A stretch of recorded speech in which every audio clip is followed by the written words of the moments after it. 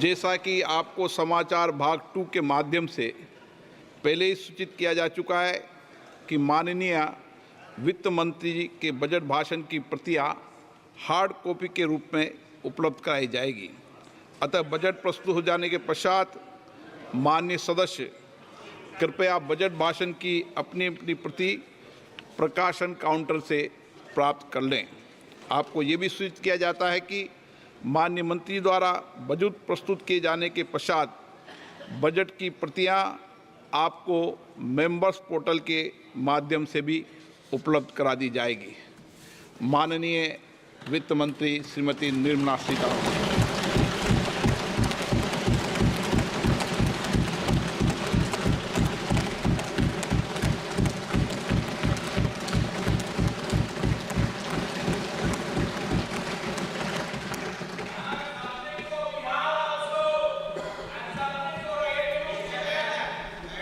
Honorable Speaker, I present the budget for 24-25.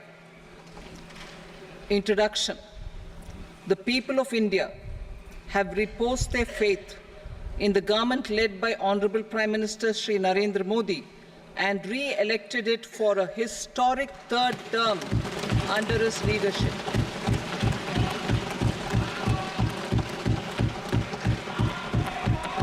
We are grateful for their support, faith, and trust in our policies.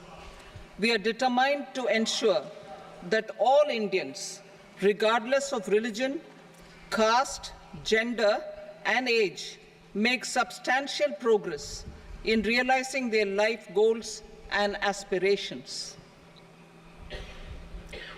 Global context. The global economy, while performing better than expected, is still in the grip of policy uncertainties. Elevated asset prices, political uncertainties, and shipping disruptions continue to pose significant downside risks for growth and upside risks to inflation. In this context, India's economic growth continues to be the shining exception and will remain so in the years ahead.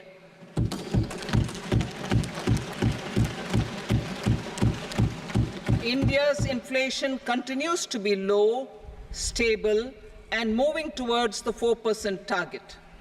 Core inflation, that is non-food and non-fuel, currently is 3.1%. Steps are being taken to ensure supplies of perishable goods reach markets adequately. Interim budget. As mentioned in the interim budget, we need to focus on 4 major castes, namely the Garib, Mahilaye, Yuva, and Annadata, the poor, women, youth, and the farmer. For Annadata, we announced higher minimum support prices a month ago for all major crops, delivering on the promise of at least a 50% margin over costs. Pradhan Mantri Garib Kalyan Anna Yojana was extended for 5 years, benefiting more than 80 crore people. Administrative actions for approval and implementation of various schemes announced in the interim budget are well underway. The required allocations have been made. Budget theme. Turning attention to the full year and beyond in this budget, we particularly focus on employment, skilling, MSMEs, and the middle class. I am happy to announce the Prime Minister's package of 5 schemes and initiatives to facilitate employment, skilling, and other opportunities for 4.1 crore youth over a 5-year period, with a central outlay of 2 lakh crore rupees. I will speak about them shortly, while more details may be seen in the annexure. This year, I've made a provision of 1.48 lakh rupees, 1.48 lakh crore rupees for education, employment, and skilling. Budget priorities. The people have given a unique opportunity to our government to take the country on the path of strong development and an all-round prosperity. In the interim budget, we promised to present a detailed roadmap for our pursuit of Vikasit Bharat. In line with the strategy set out in the interim budget, this budget envisages sustained efforts on the following 9 priorities for generating ample opportunities for all. Number 1, productivity and resilience in agriculture. Number 2, employment and skilling. Number 3, inclusive human resource development and social justice. 4, manufacturing and services. 5, urban development.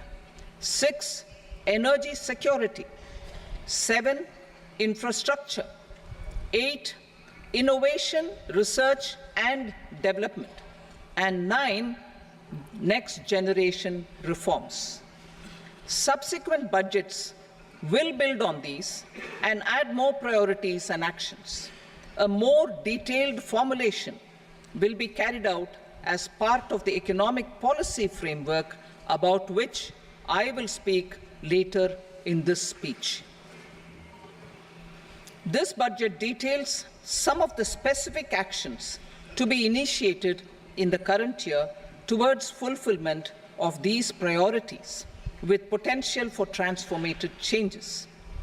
The budget also covers some of the previously made announcements with intent to strengthen them and step up their implementation for expediting our journey towards the goal of Vikasit Bharat. Priority 1, productivity and resilience in agriculture. Transforming agricultural research. Our government will undertake a comprehensive review of the agricultural research setup to bring the focus on raising productivity and developing climate-resilient varieties. Funding will be provided in challenge mode, including to the private sector. Domain experts, both from the government and outside, will oversee the conduct of such research. Release of new varieties. New 109 high-yielding and climate-resilient varieties of 32 field and horticultural crops will be released for cultivation by farmers. Natural farming. In the next 2 years, 1 crore farmers across the country will be initiated into natural farming, supported by certification and branding. Implementation will be through scientific institutions and willing gram panchayats. 10,000 need-based bio-input resource centers will be established. Missions for pulses and oil seeds. For achieving self-sufficiency in pulses and oil seeds, we will strengthen their production, storage, and marketing. As announced in the interim budget, a strategy is being put in place to achieve Atmanirbharta for oil seeds such as mustard, groundnut, sesame, soybean, and sunflower. Vegetable production and supply chains. Large-scale clusters for vegetable production will be developed closer to major consumption centers.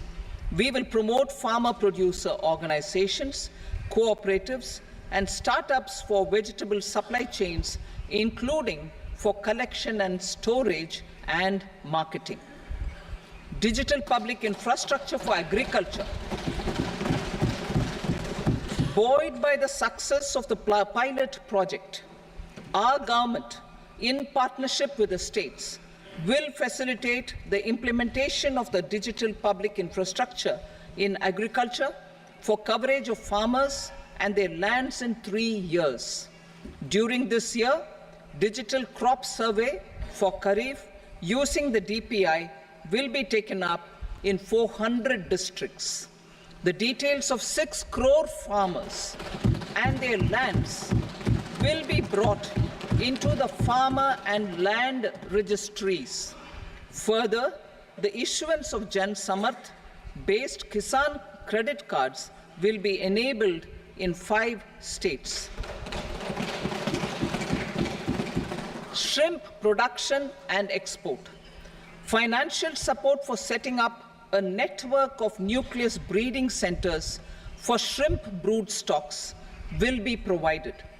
Financing for shrimp farming, processing, and export will be facilitated through NABARD. National cooperation policy. Our government will bring out a national cooperation policy for systematic, orderly, and all-round development of the cooperative sector, fast-tracking growth of rural economy and generation of employment opportunities on a large scale will be the policy goal. This year, I have made a provision of 1.52 lakh crore rupees for agriculture and allied sectors.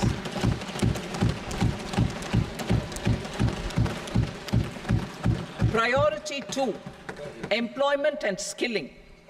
Employment-linked incentive. Our government will implement following 3 schemes for employment-linked incentive as part of the Prime Minister's package. These will be based on enrollment in the EPFO and focus on recognition of first-time employees and support to employees and employers. Scheme A, first-timers. This scheme will provide 1 month wage to all persons newly entering the workforce in all formal sectors.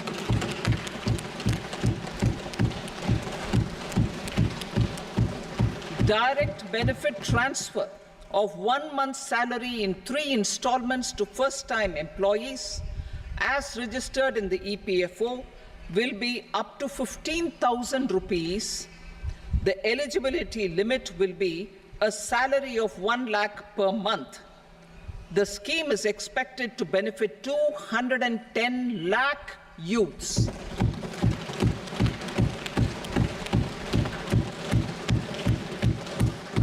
Scheme B, job creation in manufacturing.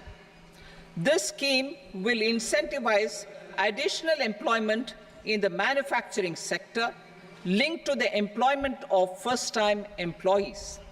An incentive will be provided at specified scale directly both to the employee and the employer with respect to the EPFO contribution in the first 4 years of employment.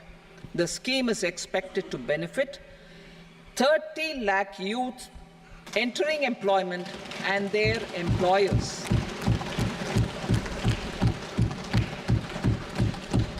Scheme C, support to employers. This employer-focused scheme will cover additional employment in all sectors. All additional employment within a salary of 1 lakh rupee per month will be counted. The government will reimburse to employers up to 3,000 rupees per month for 2 years towards the EPFO contribution for each additional employee. The scheme is expected to incentivize additional employment of 50 lakh persons.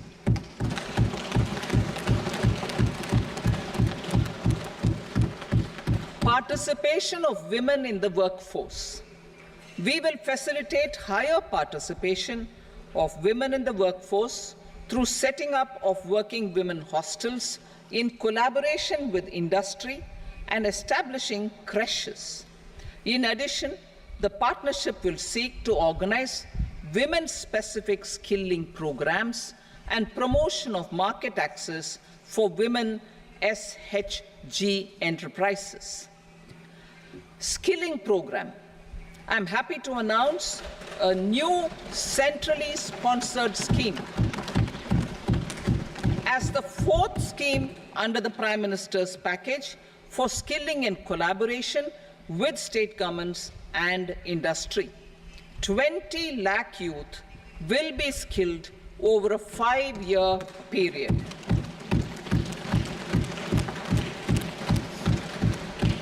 (1,000 industrial training institutes will be upgraded in hub and spoke arrangements with outcome orientation.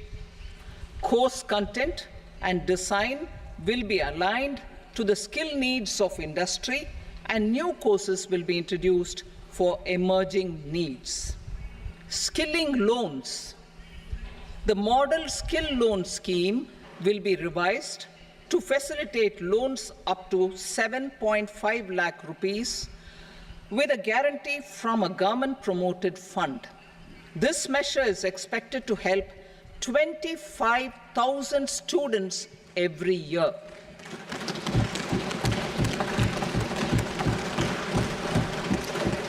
Education loans. For helping our youth who have not been eligible for any benefit under government schemes and policies, I am happy to announce a financial support for loans up to 10 lakh rupees for higher education in domestic institutions.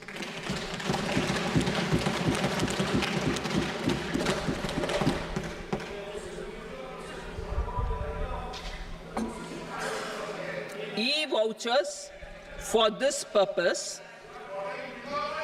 E-vouchers for this purpose will be given directly to 1 lakh students every year for annual interest subvention of 3% of the loan amount.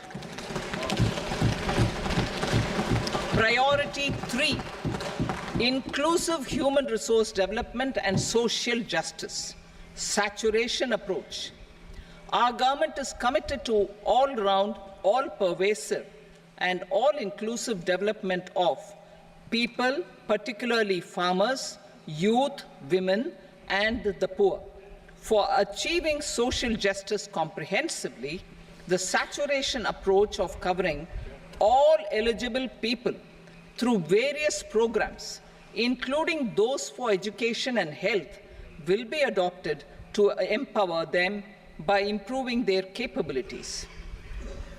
Implementation of schemes meant for supporting economic activities by craftsmen, artisans, self-help groups, scheduled caste, scheduled tribe, and women entrepreneurs and street vendors such as the PM Vishwakarma, PM Swanidhi, National Livelihood Missions, and Stand Up India will be stepped up. Purvodaya. The states in the eastern part of the country are rich in endowments and have strong cultural traditions. We will formulate a plan, Purvodaya, for the all-round development of the eastern region of the country, covering Bihar, Jharkhand, West Bengal, Odisha, and Andhra Pradesh. This will cover human resource development, infrastructure, and generation of economic opportunities to make the region an engine to attain Vikasit Bharat. On the Amritsar-Kolkata industrial corridor, we will support development of an industrial node at Gaya. This corridor will catalyze industrial development of the eastern region. The industrial node at Gaya will also be a good model for developing our ancient centers of cultural importance into future centers of modern economy. This model shall showcase Vikas B, Virasat B in our growth trajectory. We will also support development of road connectivity projects, namely 1. Patna-Purnia Expressway, 2. Buxar-Bhagalpur Expressway, 3. Bodh Gaya, Rajgir, Vaishali and Darbhanga spurs, and 4. Additional 2-lane bridge over River Ganga at Buxar at a total cost of 26,000 crore rupees.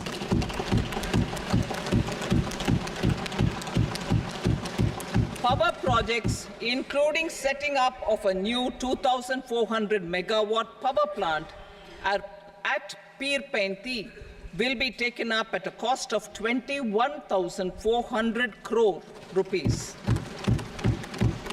New airports, medical colleges, and sports infrastructure in Bihar will be constructed. An additional allocation to support capital investments will be provided.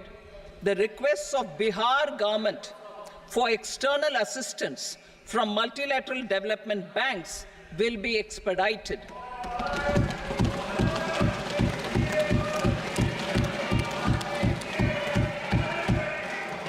Andhra Pradesh Reorganization Act.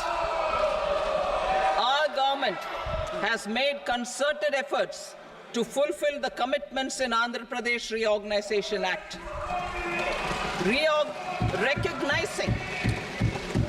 Recognizing the state's need for the capital, recognizing the state's need for a capital, we will facilitate special financial support through multilateral development agencies.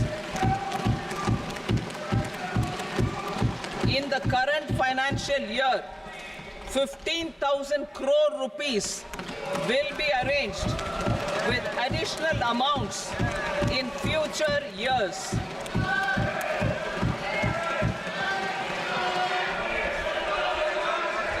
Our government is fully committed to financing and early completion of the Polavaram irrigation project, which is the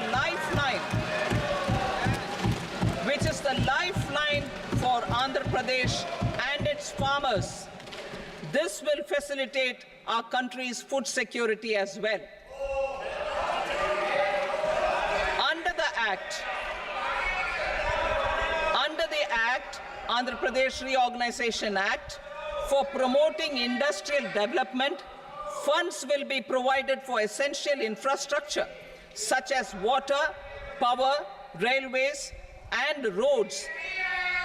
In Kopparthi node on the Visakhapatnam-Chennai Industrial Corridor and Varavakal node on the Hyderabad-Bangalore Industrial Corridor. An additional allocation will be provided this year towards capital investment for economic growth. Grants for backward regions of Rayalaseema, Prakasham, North Coastal Andhra, as stated in the Act, will be provided. PM Awas Yojana. 3 crore additional houses under the PM Awas Yojana in rural and urban areas in the country have been announced, for which the necessary allocations are being made. Women-led development. For promoting women-led development, the budget carries an allocation of more than 3 lakh crore for schemes benefiting women and girls. This signals our government's commitment for enhancing women's role in economic development. Pradhan Mantri Janjatiya Unnat Gram Abhiyan. For improving the socio-economic condition of tribal communities, we will launch the Pradhan Mantri Janjatiya Unnat Gram Abhiyan by adopting saturation coverage for tribal families in tribal majority villages and aspirational districts.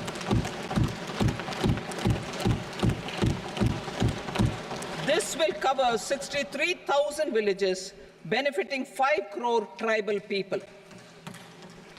Bank branches in northeastern region. More than 100 branches of India Post Payment Bank will be set up in the northeast region to expand the banking services. This year, I have made a provision of 2.66 lakh crore rupees for rural development, including rural infrastructure. Priority 4, manufacturing and services, support for promotion of MSMEs. This budget provides special attention to MSMEs and manufacturing, particularly labor-intensive manufacturing. We have formulated a package covering financing, regulatory changes, and technology support for MSMEs to help them grow and also compete globally, as mentioned in the interim budget. I am happy to announce the following specific measures. Credit guarantee scheme for MSMEs in the manufacturing sector. For facilitating term loans to MSMEs for purchase of machinery and equipment without collateral or third-party guarantee, a credit guarantee scheme will be introduced. The scheme will operate on pooling of credit risks of such MSMEs. A separately constituted self-financing guarantee fund will provide to each applicant guarantee cover up to 100 crore rupees, while the loan amount may be larger. The borrower will have to provide an upfront guarantee fee and an annual guarantee fee on the reducing loan balance. New assessment model for MSME credit. Public sector banks will build their own in-house capability to assess MSMEs for credit instead of relying on external assessment. They will also take a lead in developing or getting developed a new credit assessment model based on the scoring of digital footprints of the MSMEs in the economy. This is expected to be a significant improvement over the traditional assessment of credit eligibility based only on asset or turnover criteria. That will also cover MSMEs without a formal accounting system. Credit support to MSMEs during stress period. I'm happy to announce a new mechanism for facilitating continuation of bank credit to MSMEs during their stress period while being in special mention account, SMA stage, for reasons beyond their control. MSMEs need credit to continue their business and to avoid getting into the NPA stage. Credit availability will be supported through a guarantee from a government-promoted fund. Mudra loans. The limit of Mudra loans will be enhanced to 20 lakh from the current 10 lakh for those entrepreneurs who have availed and successfully repaid previous loans under the Tarun category. Enhanced scope for mandatory onboarding in TREDS.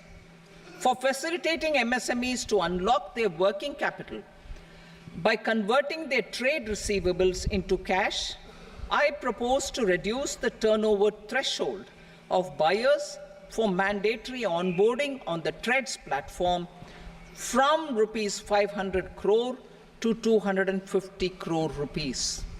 This measure will bring 22 more CPSCs and 7,000 more companies onto the platform.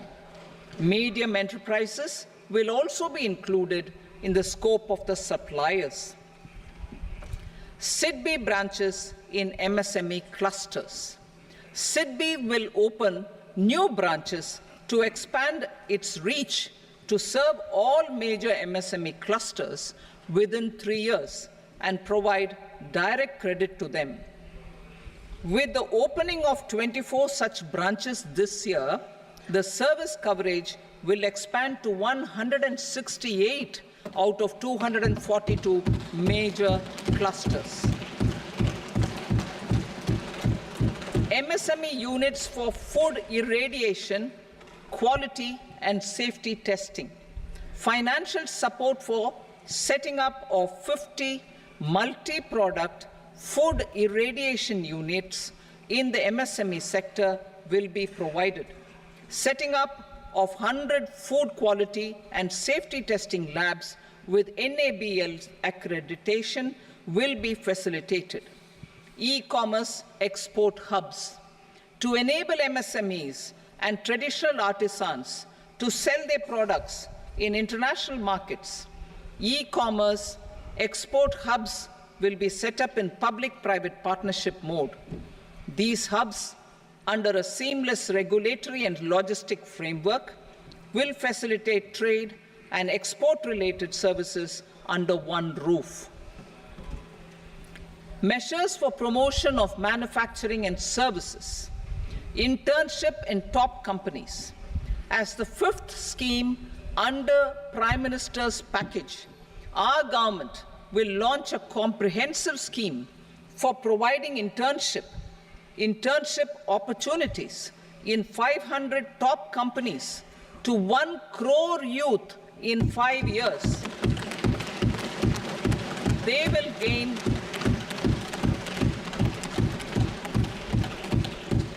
will gain exposure for 12 months to real-life business environment, varied professions, and employment opportunities. An internship allowance of 5,000 per month, 5,000 rupees per month, along with a one-time assistance of 6,000 rupees will be provided. Companies will be expected to bear the training cost and 10% of their internship cost from their CSR funds. Industrial parks. Our government will facilitate development of investment-ready, plug-and-play industrial parks with complete infrastructure in or near 100 cities in partnership with the states and private sector by better using town planning schemes. 12 industrial parks under the National Industrial Corridor Development Program also will be sanctioned.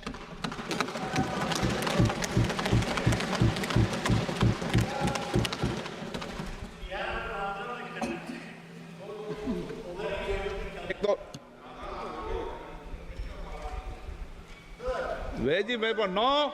Please, Patty.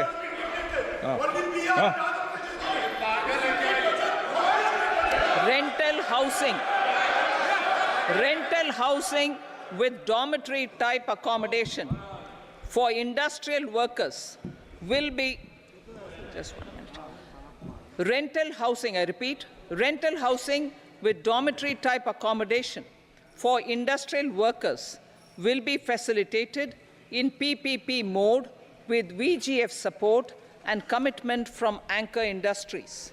Shipping industry, ownership, leasing and flagging reforms will be implemented to improve the share of Indian shipping industry and generate more employment.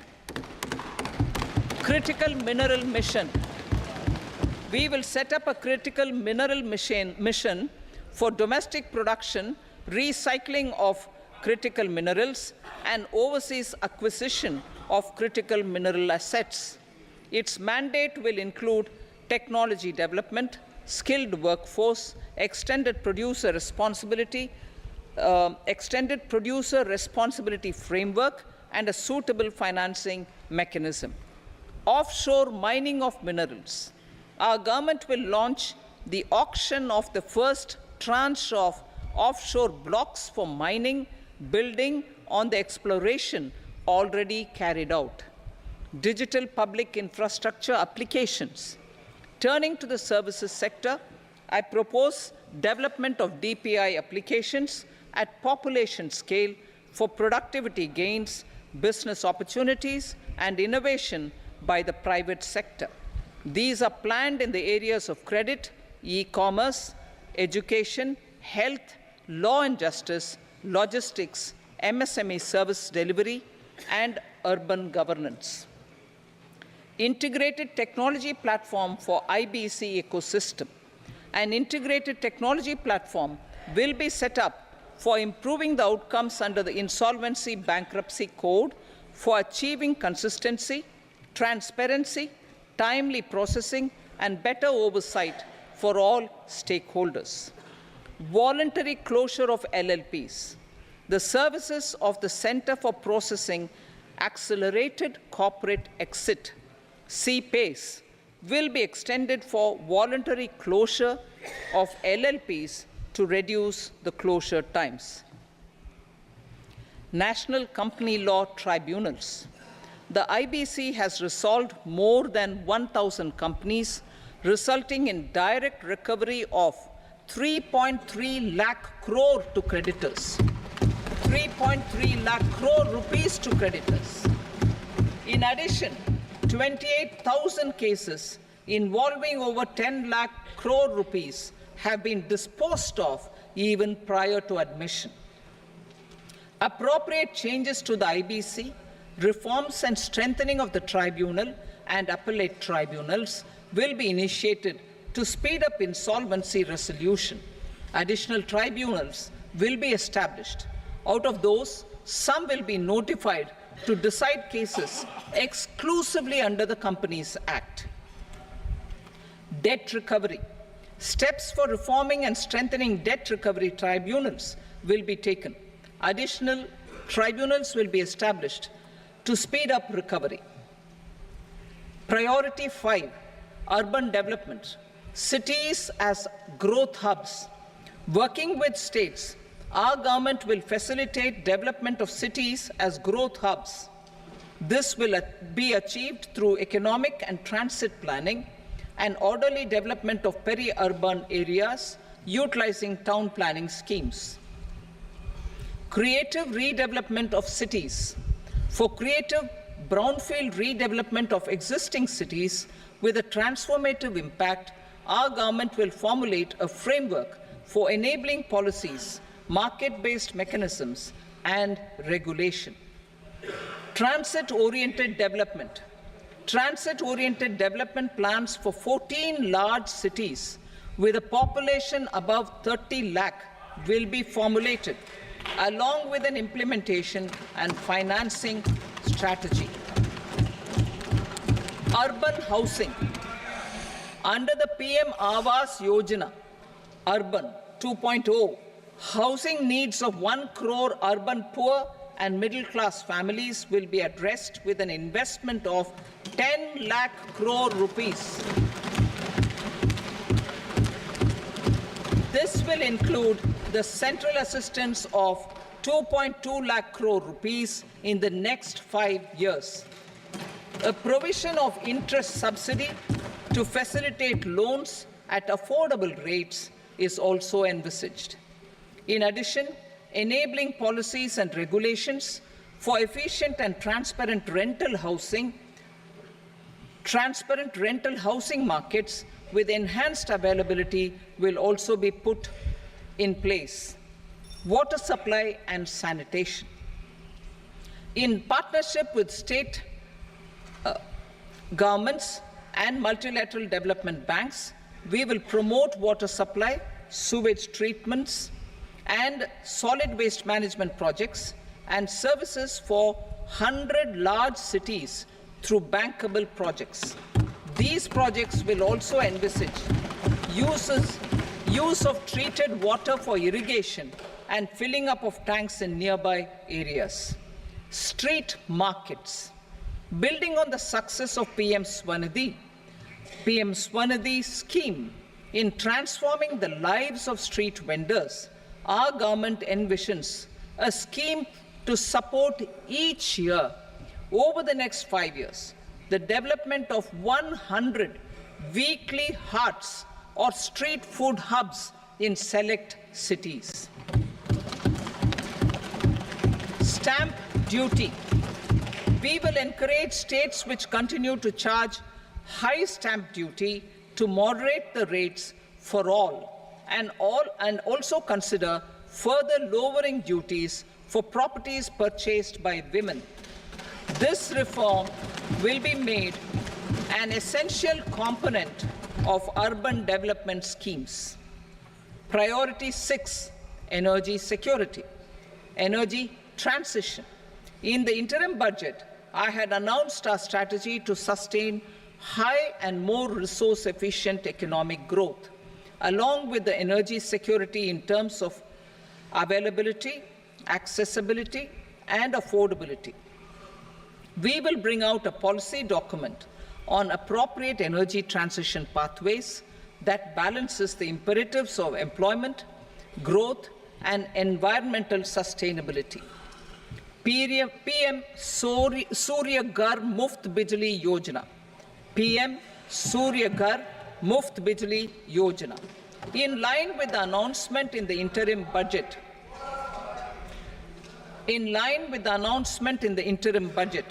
PM Surya Ghar Muft Bijli Yojana has been launched to install rooftop solar plants to enable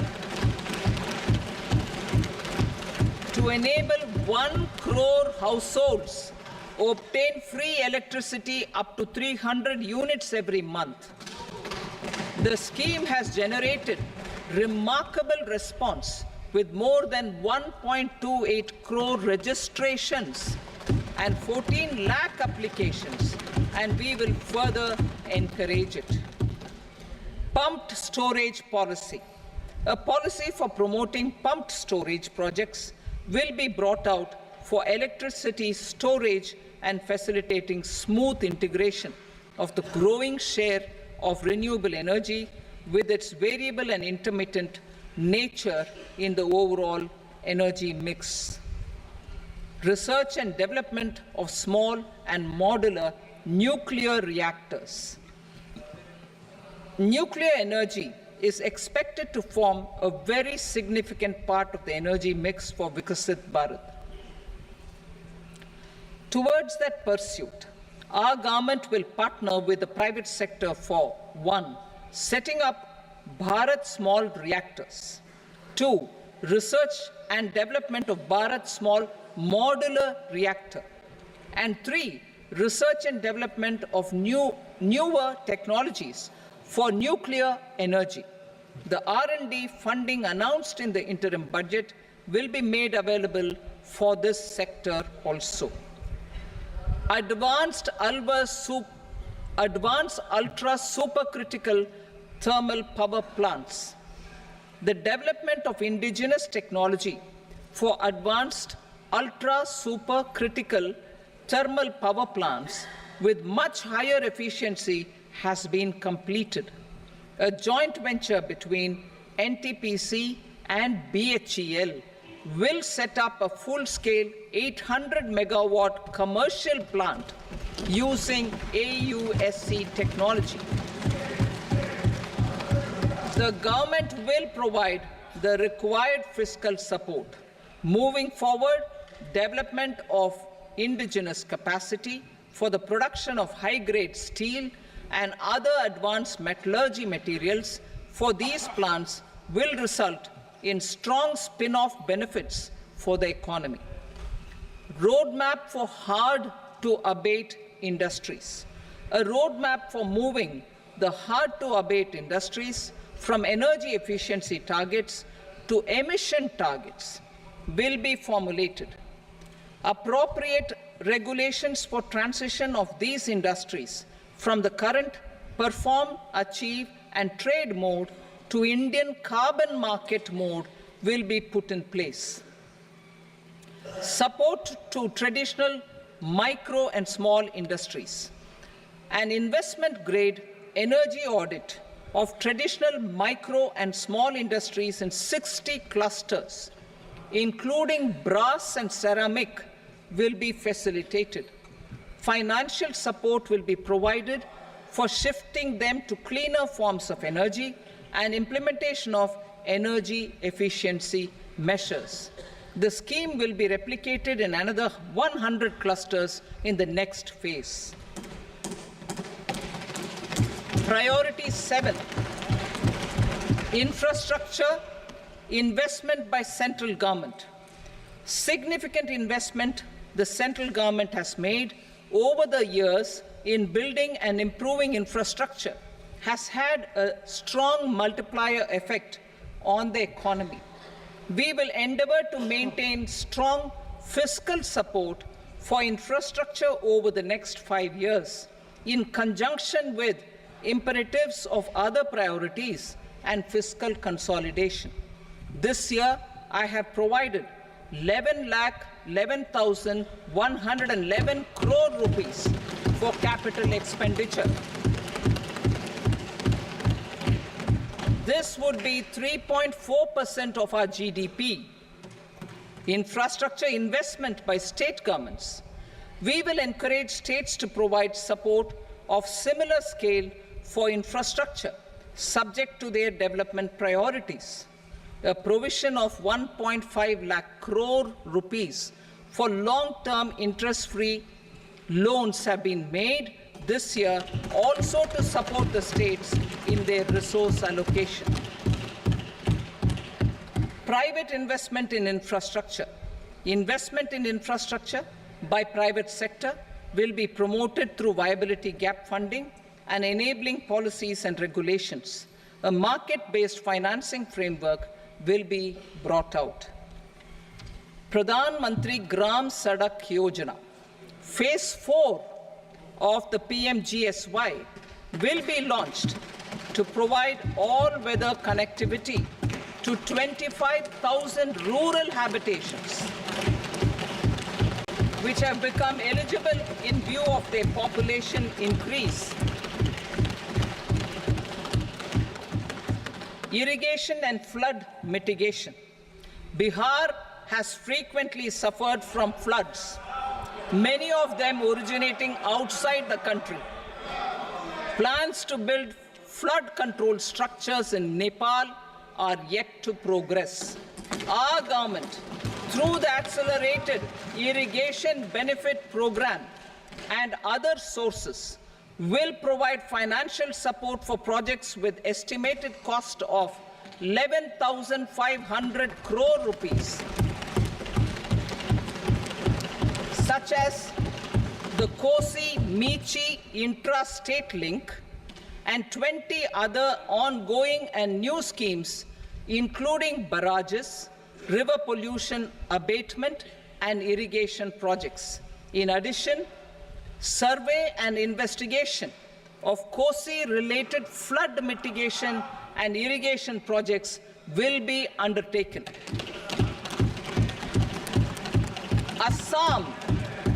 Assam grapples with floods every year by the Brahmaputra River and its tributaries originating outside India. We will provide assistance to Assam for flood management and related projects.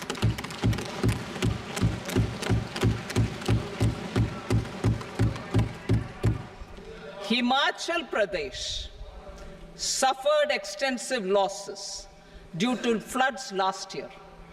Our government will provide assistance to the state for reconstruction and rehabilitation through multilateral development assistance.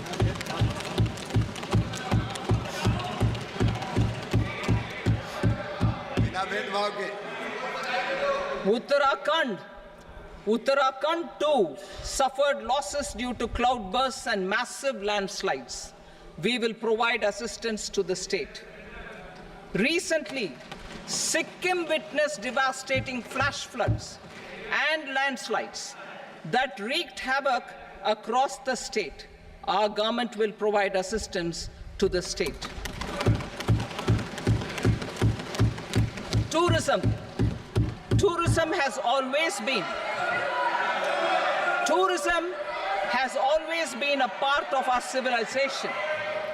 Our efforts in positioning India as a global tourist destination will also create jobs, stimulate investments, and unlock economic opportunities for other sectors. In addition to the measures outlined in the interim budget, I propose the following measures. Vishnupad Temple at Gaya and Mahabodhi temple at Bodh Gaya in Bihar are of immense spiritual significance. Comprehensive development of Vishnupad temple corridor and Mahabodhi temple corridor will be supported, modeled on the successful Kashi Vishwanath temple corridor to transform them into world-class pilgrim and tourist destinations. Rajgir holds immense religious significance for Hindus, Buddhists and Jains. The 20th Tirthankara Muniswarata temple in the Jain temple complex is ancient. The Saptarishi or the 7 hot springs form a warm water Brahmkund that is sacred. A comprehensive development initiative for Rajgir will be undertaken. Our government will support the development of Nalanda as a tourist center, besides reviving Nalanda University to its glorious stature. Odisha's scenic beauty, temples, monuments, craftsmanship, wildlife sanctuaries, natural landscapes, and pristine beaches make it an ultimate tourism destination. Our government will provide assistance for their development to Odisha as well. Priority 8, innovation, research and development. We will operationalize the Anusandhan National Research Fund for basic research and prototype development. Further, we will set up a mechanism for spurring private sector-driven research and innovation at commercial scale with a financing pool of 1 lakh crore rupees in line with the announcement in the interim budget. Space economy. With our continued emphasis on expanding the space economy by 5 times in the next 10 years, a venture capital fund of 1,000 crore rupees will be set up. Priority 9, next generation reforms. Economic policy framework.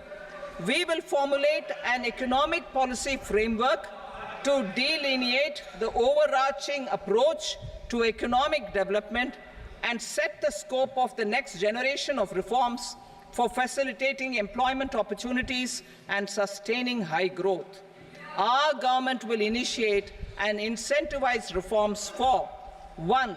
Improving productivity of factors of production, and 2. Facilitating markets and sectors to become more efficient. These reforms will cover all factors of production, namely land, labor, capital, and entrepreneurship, and technology as an enabler of improving total factor productivity and bridging inequality. Effective implementation of several of these reforms requires collaboration between the center and the states and building consensus as development of the country lies in development of the states. For promoting competitive federalism and incentivizing states for faster implementation of reforms, I propose to earmark a significant part of the 50-year interest-free loan. Working with the states, we will initiate the following reforms.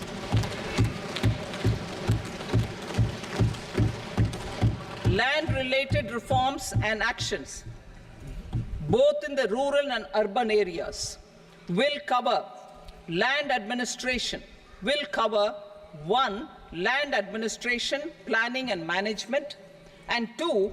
Urban planning usage and building bylaws. These will be incentivized for completion within the next 3 years through appropriate fiscal support. Rural land-related actions. Rural land-related actions will include 1. Assignment of unique land parcel identification number, UL PIN, or Bhu Aadhaar for all lands. 2. digitization of cadastral maps. 3, survey of subdivisions, survey of map subdivisions as per current ownership. 4, establishment of land registry. And 5, linking to the farmers registry. These actions will also facilitate credit flow and other agricultural services. Urban land-related actions. Land records in urban areas will be digitized with GIS mapping. An IT-based system for property record administration, updating, and tax administration will be established. These will also facilitate improving the financial position of urban local bodies. Labor-related reforms. Services to labor. Our government will facilitate the provision of a wide array of services to labor, including those for employment and skilling. A comprehensive integration of e-Shram portal with other portals will facilitate such one-stop solution.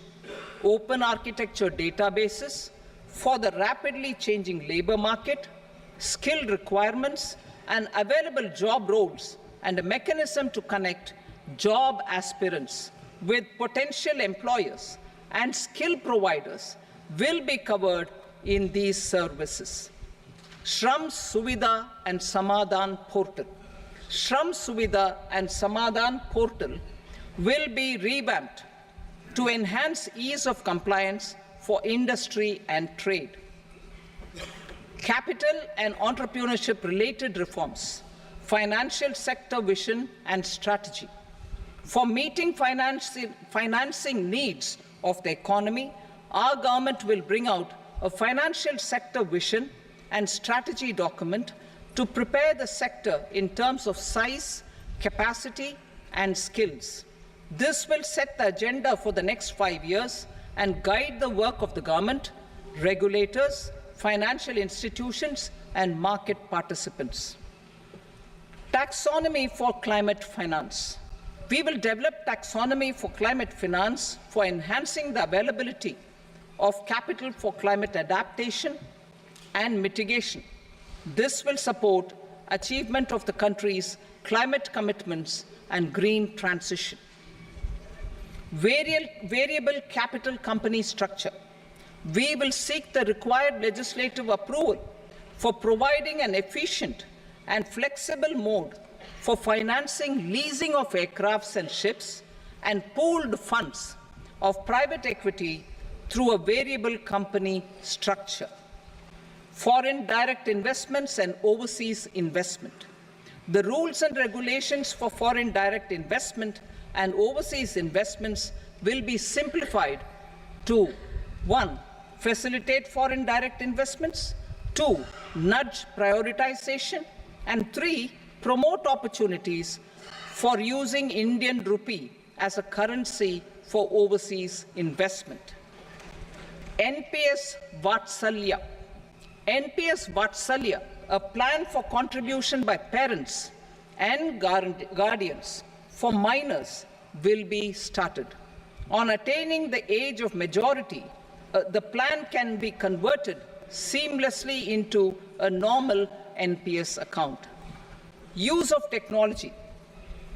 We have successfully used technology for improving productivity and bridging inequality in our economy during the past 10 years.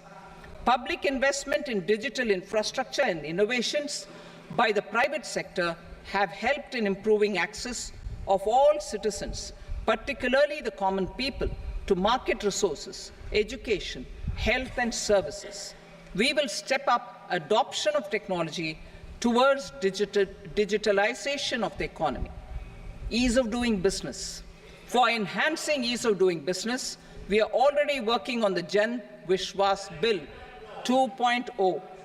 Further, states will be incentivized for implementation of the business reforms, action plans, and digitalization. Data and statistics. For improving data governance, collection, processing and management of data and statistics, different sectoral databases, including those established under the Digital India mission will be utilized with active use of technology tools. New pension scheme. The committee to review the NPS has made considerable progress in its work. I am happy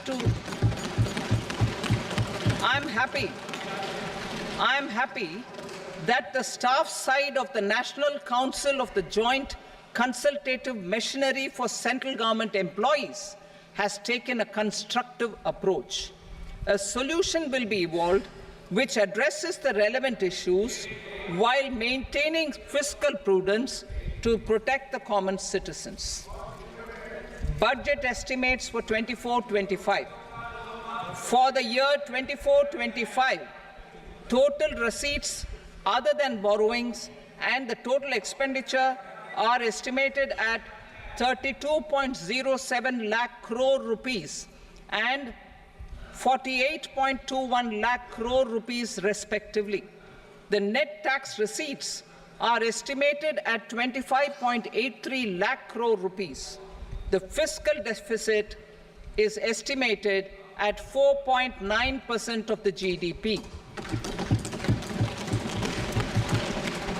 The gross and the net market borrowings through dated securities during 24-25 are estimated at 14.01 lakh crore rupees and 11.63 lakh crore rupees respectively. Both will be less than that in 23-24. The fiscal consolidation path announced by me in 2021 has served our economy very well, and we aim to reach the deficit below 4.5% next year. The government is committed to staying the course. From 2026-27 onwards, our endeavor will be to keep the fiscal deficit each year such that the central government's debt will be on a declining path as percentage of GDP. I will now move to Part B.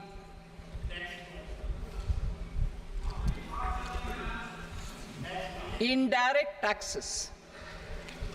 Sir, I start with GST. It has decreased tax incidence on the common man, reduced compliance burden and logistics cost for trade and industry, and enhanced revenues of the central and the state governments. It is a success of vast proportions. To multiply the benefits of GST, we will strive to further simplify and rationalize the tax structure and endeavor to expand it to the remaining sectors. My proposals for customs duties intend to support domestic manufacturing, deepen local value addition, promote export competitiveness, and simplify taxation while keeping the interest of the general public and consumers surmount. In Budget 22-23, we reduced the number of customs duty rates. I propose to undertake a comprehensive review of the rate structure over the next 6 months to rationalize and simplify it for ease of trade, removal of duty inversion, and reduction of disputes. I shall now take up sector-specific customs duty proposals. Medicine and medical equipments. To provide relief to cancer patients, I propose to fully exempt 3 more medicines from customs duties.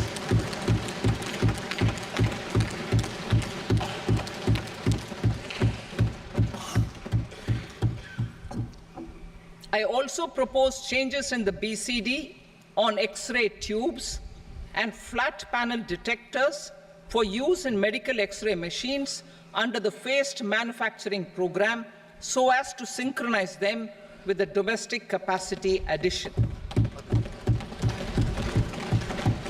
Mobile phone and related parts. With a 3-fold increase in domestic production and almost a 100-fold jump in exports of mobile phones over the last 6 years, the Indian mobile industry has matured. In the interest of consumers, I now propose to reduce the BCD on mobile phone, mobile PCBA, and mobile charger to 15%.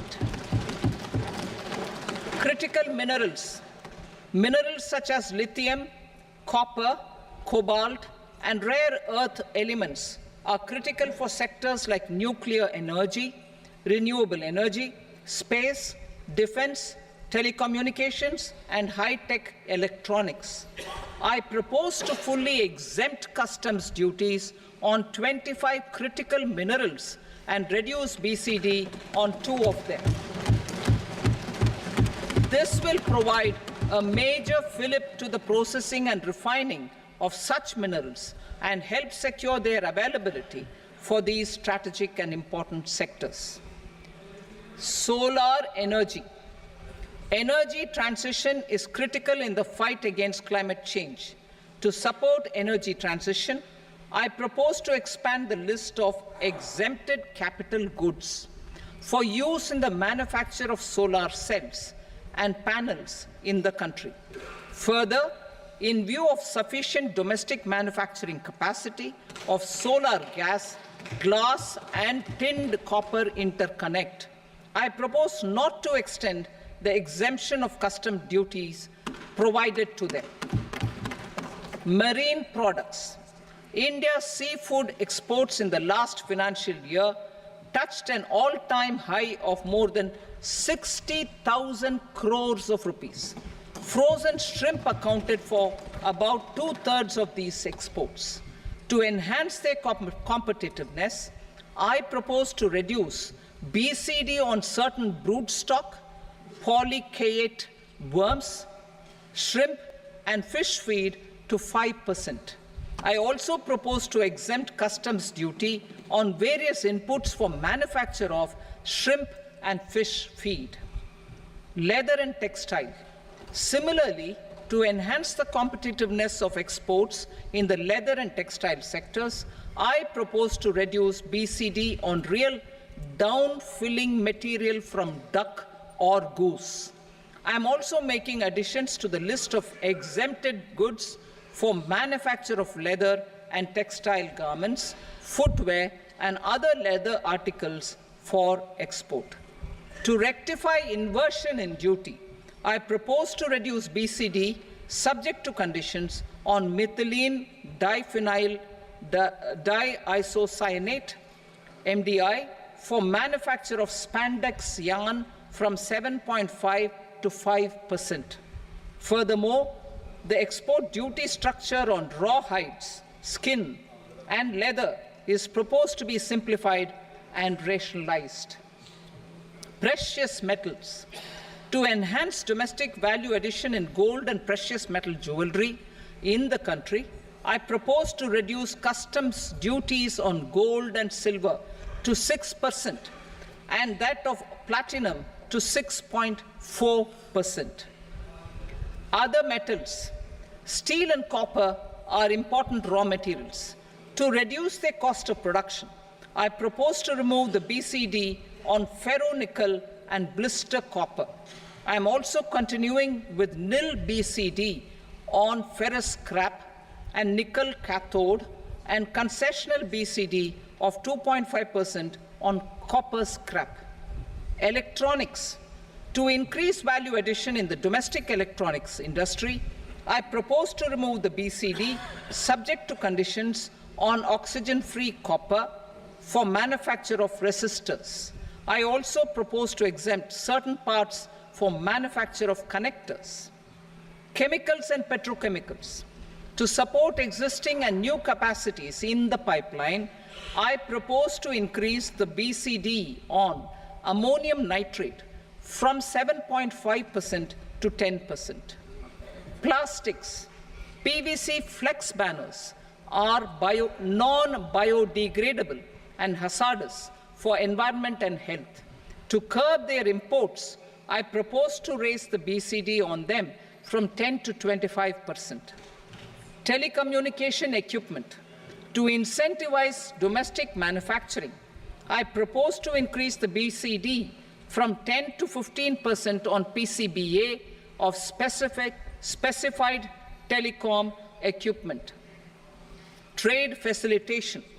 To promote domestic aviation, and boat and ship MRO, I propose to extend the period for export of goods imported for repairs from 6 months to 1 year. I'll read that again. To promote domestic aviation and boat and ship maintenance, repair and operations, I propose to extend the period for export of goods imported for repairs from 6 months to 1 year.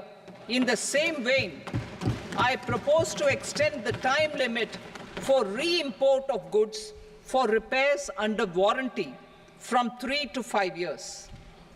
I now move to direct taxes. We will continue our efforts to simplify taxes, improve taxpayer services, provide tax certainty, and reduce litigation while enhancing revenues for funding the development and welfare schemes of the government. It has been our endeavor to simplify taxation. We have taken a number of measures in the last few years, including introduction of simplified tax regimes without exemptions and deductions for corporate tax and for personal income tax. This has been appreciated by taxpayers. 58% of corporate tax came from the simplified tax regime in the financial year 22-23. Similarly, as per data available till now, for the last fiscal, more than 2/3 have availed the new personal income tax regime. Comprehensive review of the Income Tax Act. I am now announcing a comprehensive review of the Income Tax Act 1961. The purpose is to make the Act concise, lucid, easy to read and understand. This will reduce disputes and litigation, thereby providing tax certainty to the taxpayers.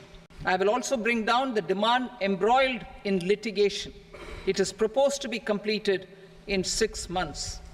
A beginning is being made in the Finance Bill by simplifying the tax regime for charities, tedious rate structures, provisions of reassessment and such provisions, and capital gains taxation. Simplification for charities and tedious. Two tax exemption regimes. The two tax exemption regimes for charities are proposed to be merged into one. The 5% tedious rate on many payments is being merged into the 2% tedious rate, and the 20% tedious rate on repurchase of units by mutual funds or UTI is being withdrawn. Tedious rate on e-commerce operators is proposed to be reduced from 1 to 0.1%. Moreover, credit of TCS is proposed to be given in the TDS to be deducted on salary. Further, I propose to decriminalize delay for payment of TDS up to the due date of filing statement for the same. I also plan to provide a standard operating procedure for tedious defaults and simplify and rationalize the compounding guidelines for such defaults. Simplification of reassessment. I propose to thoroughly simplify the provisions for reopening and reassessment. An assessment hereinafter can be reopened beyond 3 years from the end of the assessment year only if the escaped income is 50 lakh rupees or more, up to a maximum period of 5 years from the end of the assessment year. Even in such cases, a time limit of 6 years before the year of the search, as against the existing time limit of 10 years, is being proposed. This will reduce tax uncertainty and disputes. Simplification and rationalization of capital gains. Capital gains taxation is also proposed to be hugely simplified. Short-term gains on certain financial assets shall henceforth attract a tax rate of 20%, while that on all other financial assets and all non-financial assets shall continue to attract the applicable tax rate. Long-term gains on all financial and non-financial assets, on the other hand, will attract a tax rate of 12.5%. For the benefit of the lower and the middle income classes, I propose to increase the limit of exemption of capital gains on certain financial assets to 1.25 lakh rupees per year. Listed financial assets held for more than a year will be classified as long-term, while unlisted financial assets and all non-financial assets will have to be held for at least 2 years to be classified as long-term. Unlisted bonds and debentures, debt mutual funds, and market-linked debentures, irrespective of holding period, however, will attract tax on capital gains at applicable rates. Taxpayer services. All the major taxpayer services under GST and most services under customs and income tax have been digitalized. All remaining services of customs and income tax, including rectification and order giving effect to appellate orders, shall be digitalized and made paperless over the next 2 years. Litigation and appeals. While our concerted efforts to reduce pendency of appeals at various appellate fora are beginning to show good results, it will continue to engage our highest attention. To dispose of the backlog of first appeals, I plan to deploy more officers to hear and decide such appeals, especially those with large tax effect. For resolution of certain income tax disputes pending in appeal, I am also proposing Vivad Se Vishwas Scheme 2024. Further, I propose to increase monetary limits for filing appeals related to direct taxes, excise, and service tax in the tax tribunals, high courts, and Supreme Court to 60 lakh rupees, 2 crore rupees, and 5 crore respectively. With a view to reduce litigation and provide certainty in international taxation, we will expand the scope of safe harbor rules and make them more attractive. We will also streamline the transfer pricing assessment procedure. Employment and investment. I have a few proposals to promote investment and foster employment. First of all, to bolster the Indian startup ecosystem, boost the entrepreneurial spirit, and to support innovation, I propose to abolish the so-called angel tax for all classes of investors.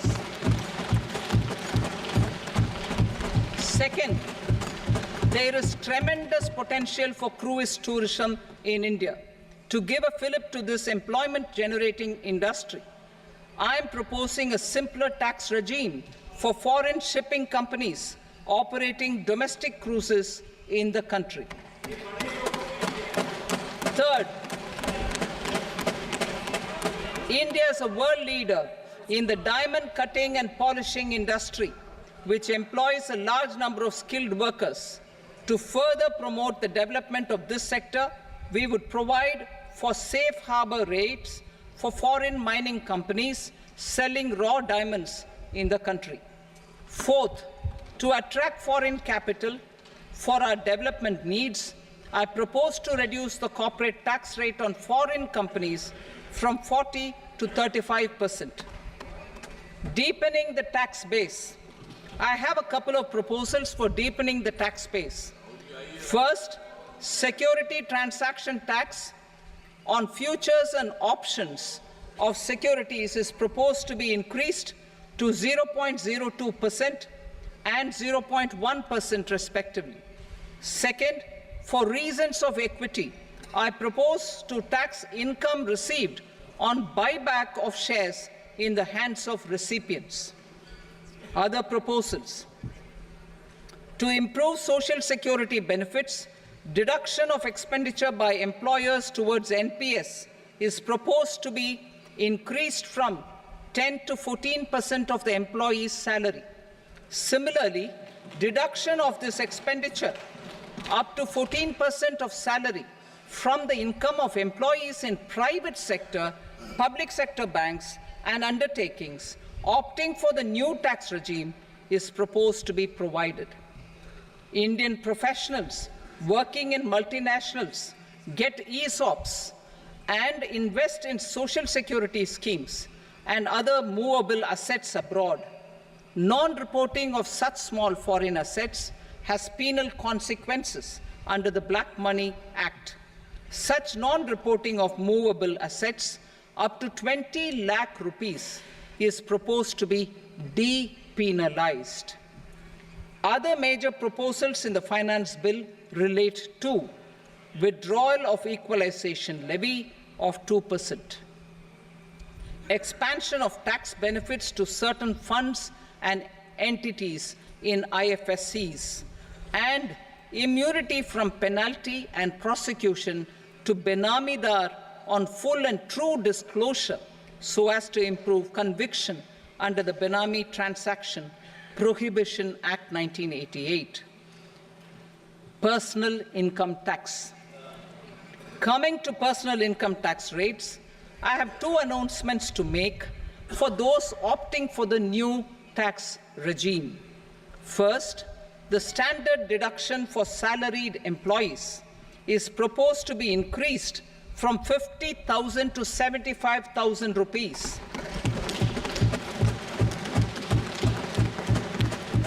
Similarly, deduction on family pension for pensioners is proposed to be enhanced from 15,000 to 25,000 rupees.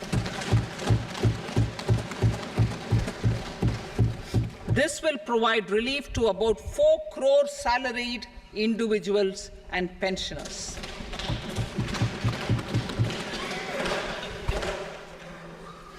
Second, in the new tax regime, the tax rate structure is proposed to be revised as follows: 0 to 3 lakh rupees, nil; 3 to 7 lakh rupees, 5%; 7 to 10 lakh rupees, 10%; 10 to 12 lakh rupees, 15%; 12 to 15 lakh rupees, 20%; and above 15 lakh rupees, 30%. As a result of these changes, a salaried employee in the new tax regime stands to save up to 17,500 rupees in income tax.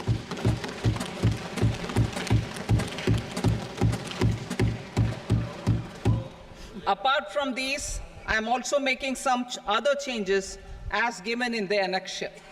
As a result of these proposals, revenue of about 37,000 crore, that is 29,000 crore in direct taxes and 8,000 crore in indirect taxes, will be foregone, while revenue of about 30,000 crore rupees will be additionally mobilized. Thus, the total revenue foregone is about 7,000 crores annually.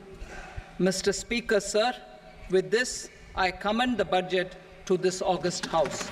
Jai Hind.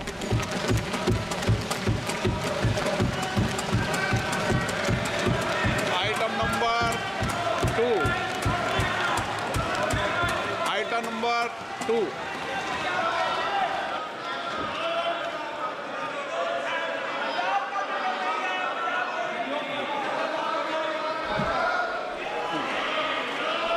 Sir, with your permission, I rise to lay on the table the following statements under Section 3 of the Fiscal Responsibility and Budget Management, FRBM Act 2003, Medium-Term Fiscal Policy cum Fiscal Policy Strategy Statement, and Macroeconomic Framework Statement.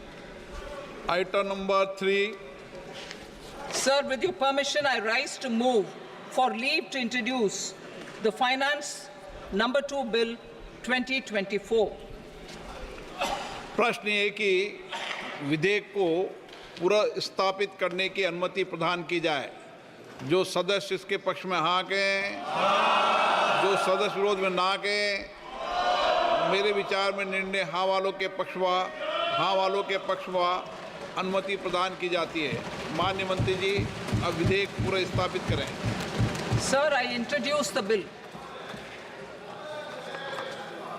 Item number 4, The Union Territory of Jammu and Kashmir budget. Sir, I rise to present a statement, Hindi and English versions, of the estimated receipts and expenditure of the Union Territory of Jammu and Kashmir for the year 24-25. सभा की कार्रवाई कल बुधवार दिनांक 24 जुलाई 2024 को प्राप्त 11 बजे तक के लिए स्थगित की जाती है।